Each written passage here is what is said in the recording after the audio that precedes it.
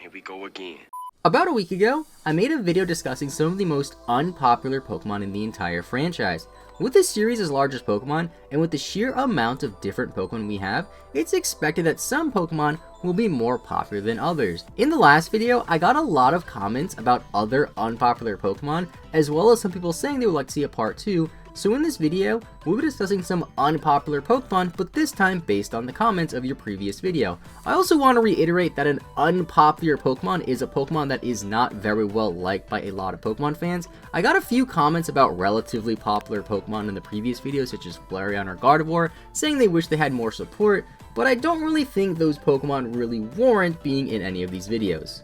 So first up, we have Tropius, a Pokemon that has never really had a chance to shine in any part of the Pokemon franchise. It didn't appear too much in the anime, unfortunately, with one of its most notable anime appearances being in the Darkrai movie and being hit by one of Darkrai's Dark Voids, and unfortunately it barely appeared ever since. Now in terms of the main series Pokemon games, in Ruby and Sapphire, the games that introduced Tropius, it's only available on one singular route, making it a pretty easy Pokemon to miss while playing through the game.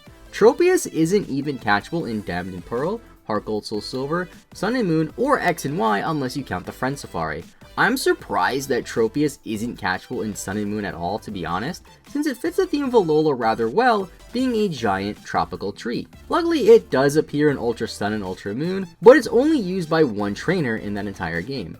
I think this is a shame because Tropius has a very interesting design, reminiscent of that of Executor, but it's not nearly as represented in the franchise as Executor. This lack of representation, as well as Tropius not being a very good Pokemon in battle, is probably why it's not a very popular Pokemon.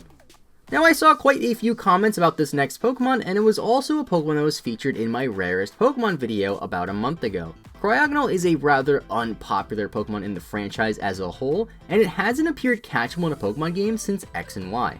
Out of all of the games it's available in, which is Black and White 1, Black 2 and White 2, and X and Y, it's only available in one area, with the highest encounter rate between all of those games being 15% in Black 2 and White 2 if you happen to be playing in the game in the winter. This makes Kragle a rather forgettable Pokemon as well, since I'm sure a lot of people have never even encountered a wild Kragle before. It is used by the gym leader Bryson in Black and White 1 at least, and it is used by another prominent trainer, Team Plasma's Zinzolin in Black 2 and White 2.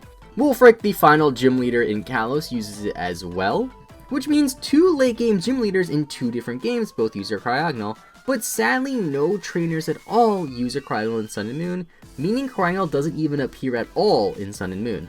I've always liked this Pokemon. It has an interesting quirk to it, as it has access to the move Attract while being genderless. This means that it will fail every time, which is actually pretty funny.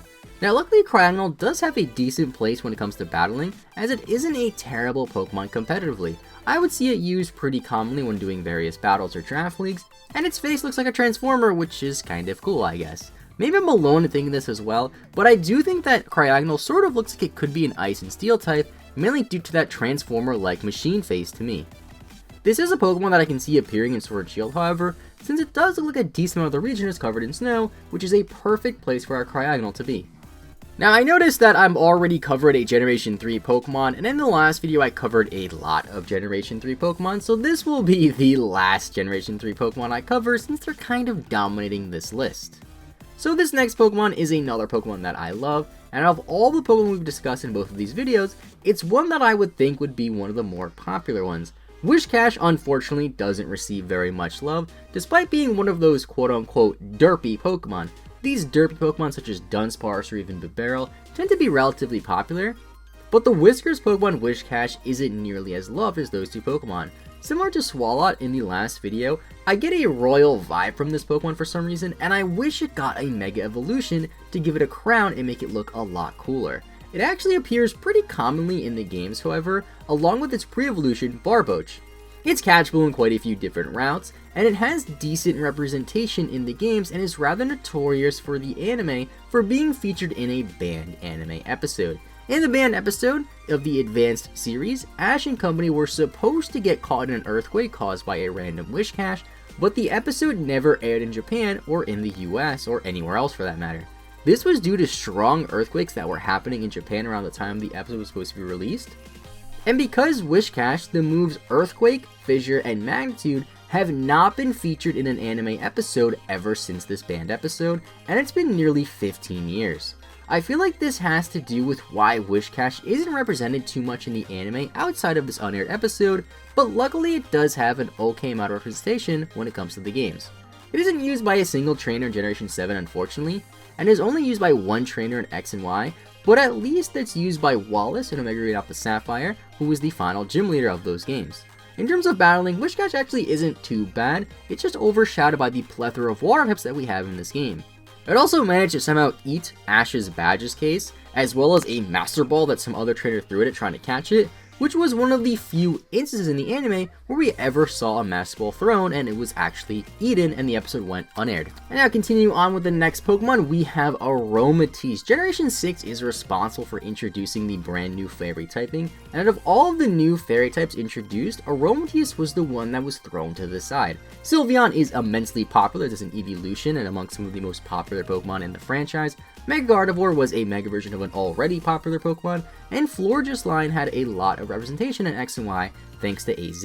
Its design is rather strange, and I often see people list this as one of the ugliest Pokemon. It is unfortunately not used by a single trainer in Pokemon Sun and Moon, but at least it's used by quite a few trainers in X and Y, and in the Battle Resort in Omega Ruby and Alpha Sapphire. Its pre-evolution, Spritzly, is strangely not used by a single trainer in any Pokemon games, and it's only catchable in X and Y as well, which I think is kind of strange.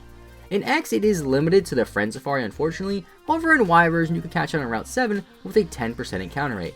That doesn't make it terribly rare, and I'm sure there's people out there who have used a Spritzly or Aromatisse in their Pokemon Y playthroughs, but it seems like Game Freak just doesn't want anybody to remember this Pokemon, and it's only really ever seen in X and Y and being rather rare in the other games. Its most notable appearances in the anime come from being used by Aria, the reigning Kalos Queen, alongside her Delphox. It's really weird to me how this Pokemon has so little representation in the Pokemon franchise, despite being a Pokemon of the newest type, and being a Pokemon that was introduced not that long ago, just back in X and Y. Maybe in the future we can see a Fairy type gym leader or something like that used in Aromatisse to give it more representation and increase its popularity, but unless you played Y version before, you've probably never even caught this Pokemon. And the last Pokemon that I want to discuss is Octoliry. I've always really liked this Pokemon, and it happens to be the only octopus Pokemon in the game. We have a few similar octopus-like Pokemon that are squids, which is kind of close like Tentacruel, but they aren't as cool as Octoliry in my opinion. Luckily, Octoliry is obtainable in most Pokemon games along with its pre-evolution Remoraid, and is used by at least one trainer in most Pokemon games, and is even used by Volkner, the 8th gym leader in Sinnoh, despite being an electric-type trainer. It has a fair amount of representation in the Pokemon games, and it just isn't a very popular Pokemon that you don't see many Pokemon fans listing among some of their favorite Pokemon. It hasn't appeared in the anime since Diamond and Pearl era unfortunately, but at least we did get this cool Sushi Chef Octoliry in one episode. Octoliry also has some of the most interesting lore behind it in my opinion, being based on a tank/cannon. It evolves from Remoraid, which is based off of a pistol as well. Early concept art for Octoliry supports this as it looks more like a tank thanks to the tank tracks that it has and its mouth being a cannon. I feel like this change in design had something to do with making the Pokemon appear to be more kid friendly, although Octoliry's sprite in some of the Pokemon games have its tentacles rolled up a little bit to somewhat resemble a tank track, which I think looks rather nice. This supports the whole artillery theme as well, as Octoliry's name is just octopus and artillery put together anyway.